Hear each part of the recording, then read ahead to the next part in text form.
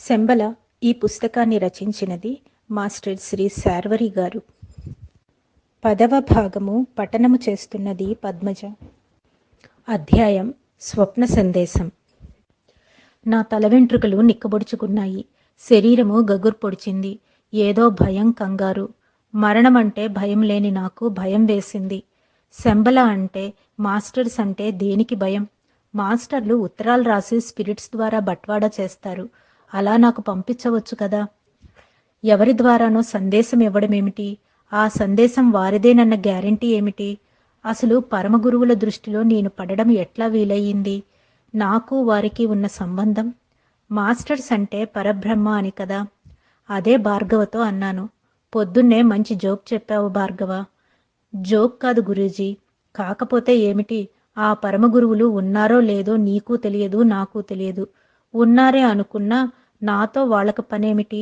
నీ వంటి బ్రహ్మవేత్తల్ని పిలిచినా అర్థముంది. భార్గవతో మాట్లాడి ప్రయోజనం లేదు. నేరుగా శివానీని కలుసుకోవాలి. ఆశ్రమానికి భార్గవి ఇంటికి 7 వీధులు అడ్డం. ఇద్దరిది మైత్రేయ కాలనీ, మైత్రీ బంధం. నేను వెళ్లేసరికి శివాని గుమ్మంలో ఎదురు చూస్తోంది నా కోసం. చూడగానే కళ్ళింత చేసుకొని రెండంకుళ్ళు అంది సంతోషంగా. ఆ పిల్లకు నేనంటే చాలా సరదా. ఎందుకో గాని చాలా ఇష్టం. గురూజీ అనమని భార్గవ్ చెప్పినా అలా అనదు. అంకులనే పిలుస్తుంది. ఆ పిల్ల దృష్టిలో నేను గురువును కాకపోవచ్చు. గురువయ్యే అర్హత నాకు లేదేమో. లేకపోవడమే మంచిది. నేను భార్గవ్ గారిని గురూజీ అనవద్దని చెప్తుంటాను. వినడు. ఆయన దృష్టిలో హిమాలయాల్లో తనకు తెలిసిన మహర్షులకు నాకు తేడా లేదంటాడు. అది ఆయన అభిమానం. నేనేం చేస్తాను? అంకుల్, మీరు డాడీ చెప్తే నమ్మలేదట కదూ అన్నది శివాని లోపలికి ఆహ్వానిస్తూ. శివాని అంటే నాకిష్టమే. తనలో గొప్ప ఆకర్షణ ఉంది. ఆమెలో ఏవో ఆధ్యాత్మిక శక్తులు ఉన్నాయి. కాకపోతే అలా భవిష్యత్తు చెప్పడం అసాధ్యం. ఆ వయసు పాప మాట్లాడే తీరు కాదది. ఆమె చేత ఏదో శక్తి పలికిస్తోంది. ఆ పిల్లను ఏ దయ్యమో కానీ ఆవహించలేదు కదా. ఏదో దైవశక్తి ఆమెను పలికిస్తోంది. ఎవరో మహాత్మా ఆమెను మీడియంగా ఉపయోగిస్తున్నారు. ఎవరూ ఇలాంటి విషయాలు కల్పించి చెప్పరు. అది అంతరాత్మ ఉద్బోధ కాదు, సత్యప్రేరణ. నమ్మకపోవడానికి కాదు శివాని. నా మీద నాకు నమ్మకం కుదరక అన్నాను. మీరు నమ్మరు గాని గురూజీ, ఉదయం మెడిటేషన్లో నేను శంబల వెళ్ళాను. ఈ అమ్మాయి నా కొంప మీదకు తెస్తుంది అనిపించింది. అక్కడ పెద్ద లామాగారిని చూశాను. ఇంకా చాలామంది మహర్షులు ఉన్నారు. వాళ్ళల్లో వాళ్ళు మాట్లాడుకుంటున్నారు. మధ్య మధ్య మీ పేరు వినిపించింది. చివరికి మీ పేరు చెప్పి తెలుసా అని అడిగారు. తెలుసునని చెప్పాను గురూజీ. నువ్వు కలగన్నావేమో శివాని. కలలు అన్నీ నిజం కావు తల్లి అన్నాను. కల కాదు అంకుల్. అది జాగృతావస్థ కాదు, సుషుప్తి. జాగృతావస్థ స్వప్నాలైతే మీరన్నట్లు స్వప్నాలని కొట్టివేయవచ్చు. ధ్యాన సమాధి అనుభవం తీసివేయలేం కదా. వాటి విలువ, బరువు నాకంటే మీకే బాగా తెలుసు. ధ్యానంలోని అనుభవాలపై ఆత్మ ముద్ర ఉంటుందంటారు. నిజం కాదా?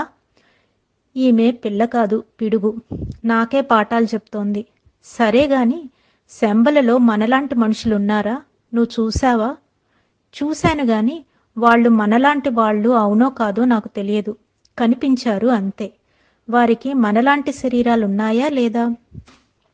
శరీరాలు లేకపోతే ఎట్లా కనిపిస్తారు గురూజీ? మనలాంటివి అవునో కాదో నాకు తెలియదు. ఎవరిని తాకి చూడలేం కదా. వాళ్ళు మనలాగా కాళ్లతో నడుస్తున్నారా? నడుస్తున్నారో లేదో తెలియదు. ఒక చోట నుండి మరొక చోటికి కదిలిపోతున్నారు. ఉన్నా లేని శరీరాలు, లేకపోయినా ఉన్నట్లు తోస్తోంది. నీవు శంబల వెళ్ళానన్నావు. అది శంబల అని నీకెట్లా తెలిసింది? ఏ దేశంలోనూ పేర్లు పెట్టరు, బోర్డులు పెట్టరు కదా. మనం వ్యవహారంలో చెప్పుకుంటాం, అంతే కదా. అదేం ప్రశ్న గురూజీ? హాస్టల్లో వెళ్ళడం మీకు తెలియదా? హాయిగా వెళ్ళిపోతాం. అన్నీ ప్రజ్ఞకు తెలుస్తుంటాయి. అది శంబల అని ప్రజ్ఞకు అనిపించింది. మన శరీరాలు ఇక్కడే ఉంటాయి. మనం భావంతో ఎంత దూరమైనా పోయి రావడం లేదు. అది ఆత్మ సంచారం కదా. ఆ సంచరించేది మన ఆత్మ శరీరాలే కదా. ఆత్మకు కాలం, దూరం ఉండవని మీకు తెలుసు. నిమిషంలో ప్రపంచమంతా తిరిగి రావచ్చు. మనం ఒక ఫోన్లో ఎంత దూరమైనా మాట్లాడడం లేదు. ఇది అంతే కదా. ఎట్లా వెళ్ళావు? వివరంగా చెప్పగలవా? నాకు గుర్తున్నంత వరకు హిమాలయాలు దాటి వెళ్ళాను. మానస్ సరోవరం, ఆ ప్రాంతాలు నాకు తెలుసు కదా. ఆ తరువాత శంబలా అని తెలుసు. అక్కడ పర్వతాల మధ్య పెద్ద లోయ. అక్కడికి వెళ్ళాను అంకుల్. నేను ఇక్కడ ఉండి చేస్తున్నది లేదు. శంబల వెళ్ళి చేసేది ఉండదు. అట్లా అనకండి అంకుల్. పరమ గురువులు వేల సంవత్సరాలుగా మన కోసం తపస్సులు చేస్తుంటే మనం ఈపాటి సాయం చేయలేమా? ఇంటికి తిరిగి వచ్చిన మనసు అలజడిగానే ఉంది. ఏ పని చేయబుద్ధి కావడం లేదు. చదవడం లేదు. ధ్యానం కుదరడం లేదు. చిరాకు. సాయంత్రం వరకు వీధుల్లో తిరిగాను. ఎవరినీ కలవాలని లేదు. ఎవరితో మాట్లాడాలనిపించడం లేదు. మూగనైపోయాను క్షణంలో. సమస్య నాది. నేనే పరిష్కరించుకోవాలి. రాత్రి 12 తర్వాత ఎప్పుడో నిద్ర పట్టింది. తెల్లవారుజామున 3 గంటల ప్రాంతంలో గమ్మున మెలకువ వచ్చింది. ఎవరో కొట్టినట్లు లేచి కూర్చున్నాను. అసలు నేను గాఢ నిద్ర పోవడమే అరుదు. సగం తెలివిలోనే ఉంటాను. నిద్రపోతూనే ఏవేవో చదువుతుంటాను. ఆస్ట్రల్ శరీరము ఎక్కడికెక్కడికో పోతూ ఉంటుంది. నేను చదవవలసిన పుస్తకాలు అవసరమైనవి ఎవరో తెచ్చి చదివిస్తుంటారు నిద్రలోనే. ఎంత లావుపాటి పుస్తకమైనా 1 గంటలో చదివేయడం జరుగుతుంది. మహాత్ముల్ని నిద్రలోనే కలిసి సంభాషిస్తుంటాను. అది ఎప్పటి నుండో జరుగుతుంది. అలా సహాయం చేసేవారు మాస్టర్లని కూడా నాకు తెలియదు. అలాంటిది ఈరోజు మానసిక ఒత్తిడి వల్ల మైమరిచి నిద్రపోయాను. చప్పున కళ్ళు విప్పాను. గదిలో చీకటి. కిటికీ బ్లైండ్స్లో నుంచి సన్నటి కాంతి పడుతోంది లోపల. అది గుడ్డి వెలిగే. అంతటా నిశ్శబ్దం. కొంచెం సేపు మంచం మీద కూర్చొని ధ్యానం చేసుకున్నాను. తలుపులు మూసే ఉన్నాయి. నా మంచం పక్కన ఎవరో నిలిచినట్లు అనిపించింది. భయం వేసిందా? ఏమో. నేను భయానికి భయపడను. భయానికి నేనంటే భయం. అంత మొండివాడిని నేను. అయినా గుండె గుబగుబలాడింది. కాస్త బెరుకు నాలో. ఆ వాతావరణంలో హనుమంతుడైనా దడుచుకుంటాడు. ఇంట్లో దొంగలు పడ్డారా? మా ఇంట్లో దొంగిలించేందుకు ఏముందని? దొంగిలించదగ్గ వస్తువులు లేవు. నాలో ఉన్న విలువైన వాటిని ఎవ్వరూ తస్కరించలేరు. హుష్! అరవకు. నీకొచ్చిన ప్రమాదం ఏమీ లేదు. గమ్మున ఉండు. ఎవరెంత స్పష్టంగా హామీ ఇచ్చినా భయం పోదు. గుండెలో భయం మాటకు పారిపోతుందా? పిచ్చిగాని. ఆ గొంతు కొత్తగా ఉంది. ఆ గొంతులో మార్ధవం ఉంది. స్విచ్ ఆన్ చేద్దామని లేవబోయాను. స్విచ్ బోర్డు దూరంగా జరిగింది. చేతికి అందలేదు. అదృశ్య హస్తం నా ఆలోచనలను అదిమింది. ఎవరు నువ్వు? అడగకుండా ఉండలేకపోయాను. నేను నీకు తెలియదు.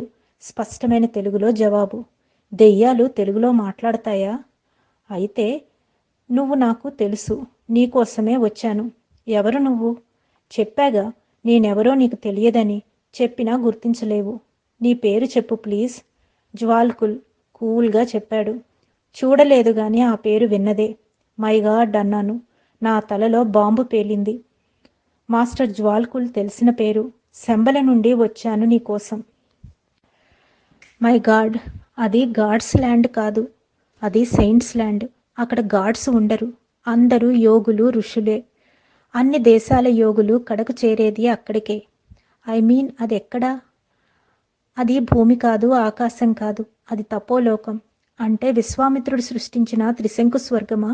నాకు తెలియదు. అది జనన మరణాలు లేని తావు. అది స్థితప్రజ్ఞల నెలవు. అక్కడ సమాజం ఉండదు. రాజకీయాలు ఉండవు. పాలకులు, పాలితులు ఉండరు. అక్కడ బతకాల్సిన పని ఉండదు. చేయవలసిన పని ఉండదు. అయినా ఎవ్వరికీ క్షణం తీరిక ఉండదు. అదేం లోకం? చిత్రగ్రహమా, విచిత్రలోకమా? నాకు అర్థమయ్యేటట్లు చెప్పండి. అంతా కన్ఫ్యూజన్గా ఉంది. ఫ్యూజన్ పోతే కన్ఫ్యూజన్ ఉండదులే శార్వరి. మీకు నా పేరు తెలుసా? నీ పేరే కాదు, నీ జాతకం మొత్తం తెలుసు. నీ భూత భవిష్యత్తులు, వర్తమానం మొత్తం చరిత్ర మా దగ్గర ఉంది. నీదే కాదు, వేల వందల మంది జీవితాల చిత్రాలు మా వద్ద ఉన్నాయి. అనేక జన్మల నీ ప్రోగ్రెస్ రికార్డు మా వద్ద ఉంది. చచ్చామనుకున్నాను. ఆ ఒక్కటే మాకు తెలియదు. మాకు చావు లేదు. ఎవరి చావు గురించి మేం పట్టించుకోము. అర్హత కలవాళ్ళు వస్తారు, ఇష్టం లేకపోతే పోతారు. రావడం పోవడం మా ఇష్టమా, మీ ఇష్టమా? శంబలలో జనన మరణాలు ఉండవు. అవి దాటిపోయిన వారే అక్కడకు వస్తారు. అక్కడ ఉండడం ఇష్టం లేకపోతే మళ్ళీ జన్మించాలన్న కోరిక ఉంటే వెళ్ళిపోవచ్చు. అక్కడ ఉండనవసరం లేదు. అక్కడ ఎవ్వరికి శేషకర్మలుండవు. అందరివి ప్యూర్ సోల్స్. మీ శంబల స్వాములకు మా భాష వస్తుందా? అన్ని భాషలు వస్తాయి. ఎవరు ఏ భాషలో మాట్లాడితే ఆ భాషలో సమాధానం చెప్పగలరు. అందరూ బహుభాషా పండితులా? కాదు, అపండితులు. అంతా ఆత్మజీవులు. గ్లోబల్ కల్చర్ అన్నమాట నా వెంగడింపు. మాది ఫలానా కల్చర్ అని చెప్పలేం. అన్ని దేశాల, అన్ని కాలాల కల్చర్ మాకు ఎరుకే. మాది యూనివర్సల్ కల్చర్. అన్ని దేశాల రికార్డులు మా వద్ద ఉన్నాయి. నా బ్రతుకంతా తెలుసా? ఆహా, నీ గురించే కాదు, నీ బాబు గురించి, నీ తాత గురించి, నీ గురువు గురించి తెలుసు. అసలు మీది ఒక లోకమేనా, లేక వరల్డ్ ఇన్వెస్టిగేషన్ శాఖ? మీ లోకంలో కరెంటు, టీవీలు ఉంటాయా? అన్నీ ఉంటాయి, కానీ వాటి అవసరం ఉండదు. మైండ్ సెట్ చేస్తే అన్నీ ఏర్పడతాయి. మైండ్ సెట్ చేస్తే వాటి అవసరమే ఉండదు. నాకు అంతా అయోమయంగా ఉంది. నిన్ను చూస్తే నాకు అయోమయంగానే ఉంది. అన్నీ తెలిసి తెలియనట్లు నటిస్తున్నందుకు. నువ్వు రోజు ధ్యానంలో మైత్రేయిని స్మరిస్తావు కదా? లేదు అన్నాను. మాస్టర్ ఎంటీఏ అంటే మైత్రేయ. ఆ మాత్రం తెలియదనుకోను. ఏ మాస్టర్ని స్మరించి ధ్యానం చేసినా ఆ ధ్యానం శంభలలో తెలుస్తుంది. ప్రతి ధ్యాని ఒక మాస్టర్ సూపర్విజన్లో ఉంటాడు. నీ వర్గం వారంతా మైత్రేయ వర్గం వారు. అయితే మైత్రేయ, మౌర్య, కుత్హోమి, జ్వాల్కుల్ వీరంతా పంచమహాపురుషులు. ధ్యాన ప్రపంచం మొత్తం 5 పరమగురువుల ఆధీనంలో ఉంటుంది. వారిని ఋషి పంచకం అనవచ్చు, పంచమహా ఋషులు అనవచ్చు. ప్రతి యోగి మా రికార్డులో ఉంటాడు. మీరు చెప్పే మాస్టర్లు మాకు కనిపించరు, మాకు తెలియదు కదా. అయినా మీరు మా వాళ్లే, జ్ఞానదృష్టికి కనిపిస్తారు. మీకు కనిపించే వెలుగు మహర్షి తేజస్సు అని మీరు తెలుసుకోరు. అదే లోకం. ఆస్ట్రల్ దృష్టి ఏర్పడిన వారికి అన్నీ కనిపిస్తాయి, అన్నీ తెలుస్తుంటాయి. ఇప్పుడు నీవు నన్ను తెలుసుకుంటున్నట్లు. నేను కనిపించడం లేదు, అయినా నన్ను వింటున్నావు కదా. పరమగురువు మైత్రేయ ఒక్కడే. ఆయన కనిపించకపోవచ్చు కానీ తెలియకపోవడం అంటూ ఉండదు. అందరిలోనూ యోగ చైతన్యం పేరు మైత్రేయ. అది మైత్రీవనం, అది మైత్రేయం. నిన్ను వెంటనే తీసుకుని రమ్మని మైత్రేయ నన్ను పంపారు. నేను రాలేను, నాకిక్కడే బాగుంది. ఇంతమంది నా వాళ్లను వదిలి, నన్ను నమ్ముకున్న శిష్యుల్ని వదిలి ఎలా రాగలను? నువ్వు లేకపోతే వాళ్లకు వచ్చే నష్టం లేదు. నీ పక్షాన మరొకరు చూసుకుంటారు. మైత్రేయ అందర్నీ చూస్తాడు. దిగులు పడకు శార్వరి. నాకు తెలియక అడుగుతాను, ఆ మైత్రేయ మహోదయునికి నాతో ఏం పని? నిన్ను డెవలప్ చేయాలని ప్రతి మాస్టర్కి తన అభిమాని శిష్యుల్ని తనంతట వారిని చేయాలనుకుంటాడు. అది సహజం. అప్పుడే నువ్వు చేయవలసిన పని పర్ఫెక్ట్గా చేయగలవు. ఒకసారి శంబల వస్తే నీవు కూడా ఒక మాస్టర్వి అయిపోవచ్చు. అందాక నువ్వు గురువు మాత్రమే. నేను రాను మహాత్మా, రాలేను. నాకు ఇక్కడే బాగుంది. ఉష్, నో మోర్ టాక్. నువ్వు వస్తున్నావు. బలవంతంగా నిన్ను ఎలా రప్పించుకోవాలో మాకు తెలుసు. వచ్చే పౌర్ణమి నాటికి నీవు శంబలలో ఉండాలి. నాకు తెలియదు శంబల ఎక్కడుందో, ఎట్లా రావాలో. నువ్వు కాఠ్మండు వచ్చాయి. ఆ పైన నిన్ను మా వాళ్ళు డైరెక్ట్ చేస్తారు. నీకు ఏమీ ఇబ్బంది లేకుండా ఏర్పాట్లు నేనే చేస్తాను. జ్వాల్కుల్ అంతర్ధానమైనాడు. అతనికి రూపమే లేదు అదృశ్యం కావడానికి. లేడు అన్న భావన బలపడింది. ఆ తర్వాత నాకు నిద్ర పట్టలేదు. ఉదయమే భార్గవ దర్శనానికి బయలుదేరాను. అతను 10 చోట్ల తిరిగేవాడు. హిమాలయాలు పరిచయం, అక్కడ ఋషిముఖ పరిచయం. ఈ శంబల గురించి ఏదైనా సమాచారం ఇవ్వకపోతాడా అని ఆశ. హిమాలయాల్లో ఎప్పుడైనా జ్వాల్కుల్ తటస్థపడ్డాడేమో. ఆధ్యాత్మిక విషయాలు అతనికి బాగా తెలుసు. 2-3 సార్లు టిబెట్ వెళ్ళి వచ్చాడు. కొందరు హిమాలయ యోగుల గురించి తెలిసినవాడు. నేను వెళ్లే వేళకు పూజా కార్యక్రమాలు ముగిసినట్లుంది. కర్పూర నీరాజనం సమర్పయామి అని వినిపించింది. హమ్మయ్య, ఇంకా గణపతి దగ్గరే లేడు. నన్ను చూడగానే రండి గురూజీ, మీరు వస్తారని నా అంతరాత్మ చెబుతోంది. వచ్చారు. తమరు సిద్ధ సంకల్పులు కదా. భార్గవ మందిరంలో ఒక ప్రౌఢ దర్శనమిచ్చింది. శివానీని మామూలుగా పలకరించాను చిరునవ్వుతో. నన్ను తన కన్సల్టింగ్ గదిలోకి తీసుకుని పోయి, ఒక సమస్య వచ్చింది గురూజీ, మీరే సాల్వ్ చేయాలి అన్నాడు. ఆ గొంతులో జీర కనిపించింది. మీకు సమస్య ఏంటి మహాత్మా? తానే ఒక సమస్య లోకానికి. ఆ మూడో పురుషార్థం వైపు చూపిస్తూ అన్నాడు. ఈమె గారు శివాని అమ్మగారట అన్నాడు. నా నెత్తిన బాంబు పడ్డది. అవునా? శివానీని అడిగితే కాదంటోంది. అదే గదా చిక్కు. ఆవిడ నిన్న వచ్చి కూర్చుంది. శివానీని తనతో పాటు పంపమని పేచి. శివానీ పోతానంటే పంపేయి. ఇంకా సమస్య ఏమిటి? శివానీకి వెళ్ళడం ఇష్టం లేదు. శివానీని వదిలిపోవడం ఆవిడకు ఇష్టం లేదు. పోలీసు కంప్లైంట్ ఇవ్వండి సలహా చెప్పాను. ఇది పోలీసు పరిష్కరించే కేసు కాదు గురీజీ, మన తలనొప్పి కేసు. ఇందులో ఏదో మిస్టరీ ఉందనిపిస్తోంది. అసలు శివానీ ఎవరు? ఈవిడ ఎవరు?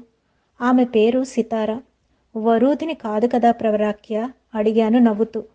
భార్గవకు కోపం వచ్చి తలగుండు రుద్దుకోసాగాడు. పోని ఉండనివ్వండి, శివానీకి తల్లినంటోంది కదా. కన్న తల్లి అయి ఉండదు, ఏదో ప్లాన్తో వచ్చి ఉంటుంది భార్గవ కామెంటు. దేవుడిచ్చిన కూతురికి ఒక అమ్మ దొరికిందనుకోండి, ఏం పోయింది? మీకేమీ పోదు, నా పరువు పోతుంది. రేపు తమరే దేవుడిచ్చిన భార్య అని నా చెవులకు తాటాకులు కడతారు. ఏదో అడ్జస్ట్ అయిపోండి. అయిన వారు ఎవరూ తోడు లేనట్టుంది. పాపం అమ్మాయి బాగుంది. నా సూచన అంగీకరించాడు భార్గవ. ఇప్పుడు భార్గవి ఇంట్లో ఒక పిల్ల, ఆ పిల్లకు అమ్మగాని ఒక తల్లి. అక్కడ సీన్ చూశాక నేను అడగదలిచిన విషయం మర్చిపోయాను. సీన్ మారింది, పాత్రలు మారాయి. ఈ భాగాన్ని ఇక్కడితో ముగిస్తున్నాను. వచ్చే భాగంలో మళ్ళీ కలుద్దాం. అంతవరకు సెలవు. ధన్యవాదాలు.